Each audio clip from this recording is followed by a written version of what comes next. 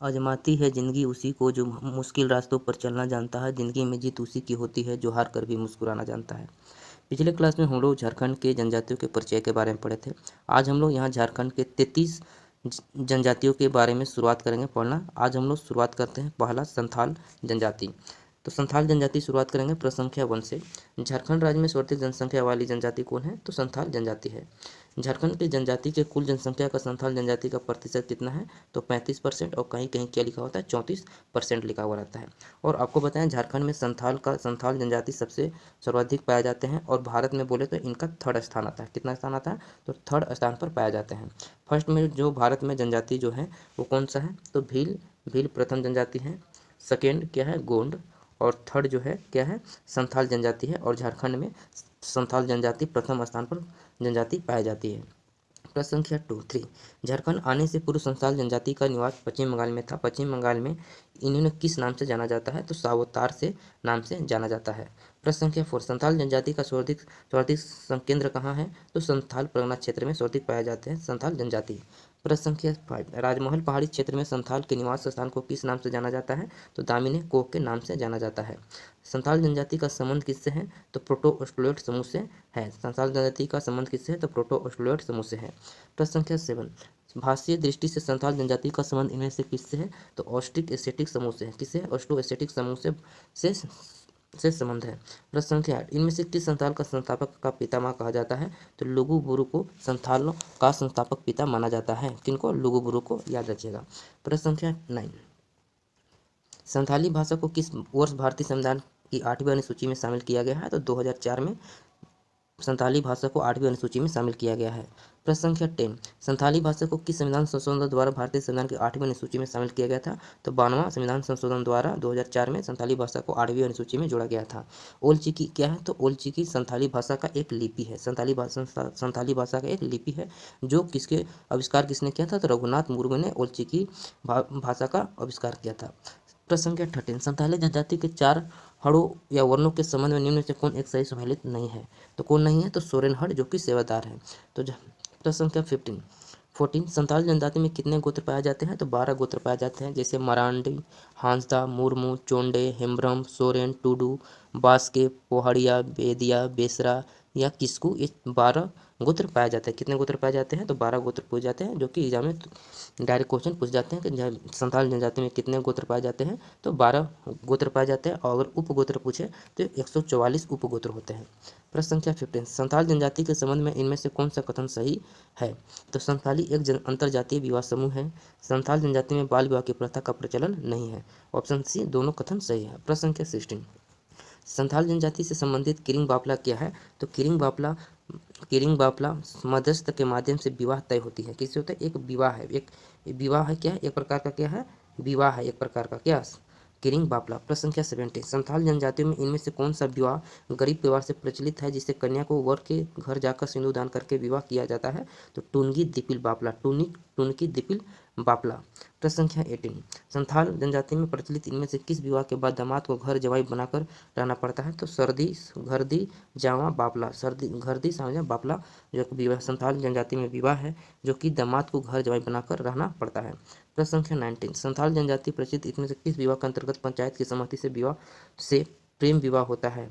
तो अपगिर बापला एक विवाह है संथाल जनजाति में, जिसमें विवाह के अंतर्गत पंचायत की सहमति से प्रेम विवाह होता है। प्रश्न संख्या 20।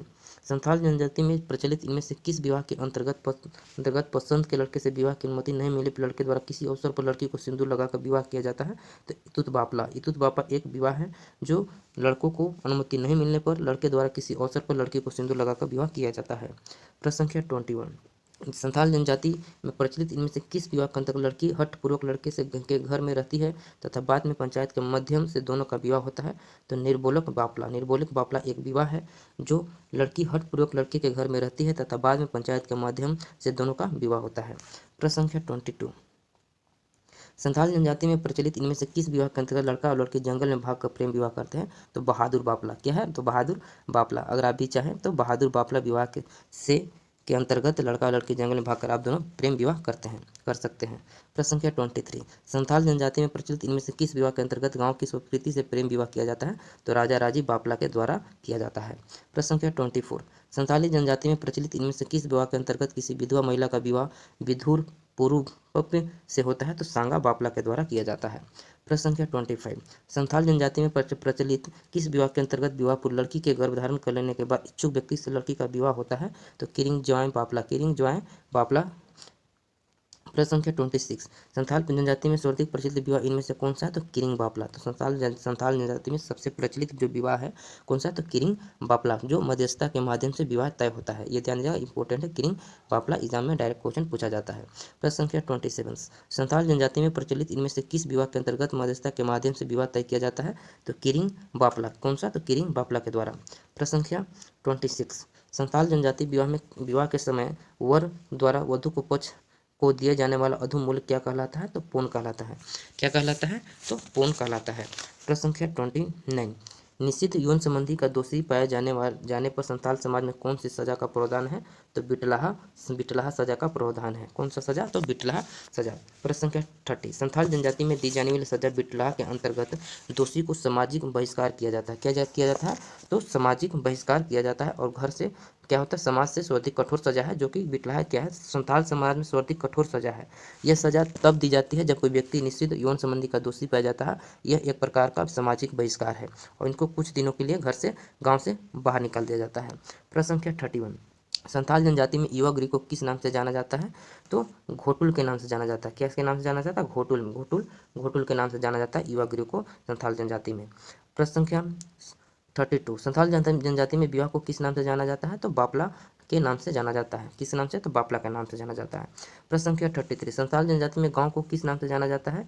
तो ग्राम, आतो, घोटुल या इराके। तो किस नाम से? तो आतो के नाम से, गांव को आतो के नाम से जाना जाता है। प्रश्न संख्या 34, संथाल जनजाति में प्रचलित मांझी थान में क्या होता है? तो मांझी थान में पंचायत की बैठक होती है। क्या होती है? तो प्रचलित मांझी थान में पंचायत की बैठक होती है। प्रश्न संख्या 35, मांझीथान के संबंध में इनमें से कौन सा कथन सही है? तो मांझीथान में पंचायत की बैठकों का आयोजन किया जाता है। मांझीथान में महिलाओं का जाना वर्जित होता है। तो ये दोनों कथन सही है। Option C is correct. प्रश्न संख्या 36, संथाल जनजाति में त्योहारों की शुरुआत किस माह में होती है? तो आषाढ़ माह में होती है। कौन सा माह में? तो आषाढ़ माह में होती है। संथाल जनजाति में सरहुल पर्व को इनमें से किस नाम से जाना जाता है?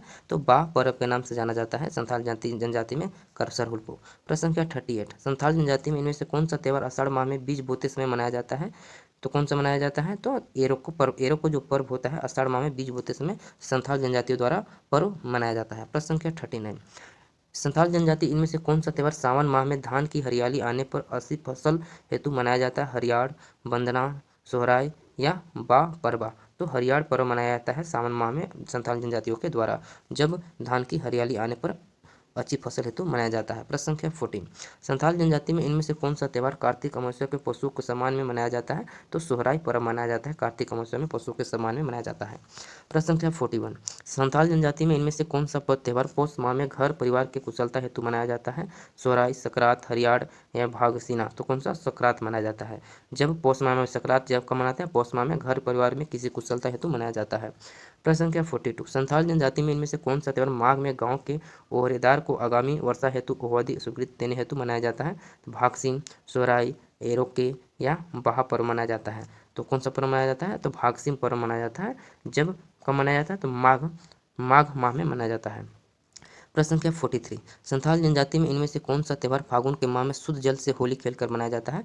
तो बाहा पर्व जो है फागुन माह में शुद्ध जल से होली खेलकर मनाया जाता है। प्रश्न संख्या 44, संथाल जनजाति के बारे में इनमें से कौन सा कथन सही है? संथाल जनजाति में कोमकट चित्रकारी प्रचलित है। संथाल जनजाति में गोदना गोदवाने का प्रचलन पाया जाता है। संथाल जनजाति में पुरुषों द्वारा बाएं हाथ पर स्वतंत्रता सिक्का का चित्र बनाया जाता है। तो ये सारे कथन जो है ABC सारे कथन क्या है? सत्य है। संथाल जनजाति में कोमकट चित्रकारी प्रचलित है। ध्यान दीजिए, कोमकट चित्रकारी जो यह एक चित्रकारी विभिन्न प्रकार के बर्तनों पर चित्र बनाया जाता है। तो कोमकट चित्रकारी जो है बर्तनों पर क्या बनाया जाता है? बर्तनों पर चित्रकारी बनाया जाता है, जो कि बहुत ही प्रचलित है। प्रश्न संख्या 45, संथाल जनजाति में माह को किस नाम से जाना जाता है? तो गुड़ाइत, पोचाई, बोंगा या पौन से जाना जाता है? तो बोंगा के जाना जाता है। किस नाम से? माह को नाम से बोंगा के नाम से जाना जाता है। प्रश्न संख्या 46, संथाल जनजाति में किस माह से वर्ष की शुरुआत होती है? तो मांग माह से, मांग बोंगा माह से जाना जाता है। प्रश्न संख्या 47, संथाल जनजाति में प्रचलित चावल से बने स्थानीय मदिरा को इनमें से किस नाम से जाना जाता है? तो हड़िया और पोचाई के नाम से जाना जाता है।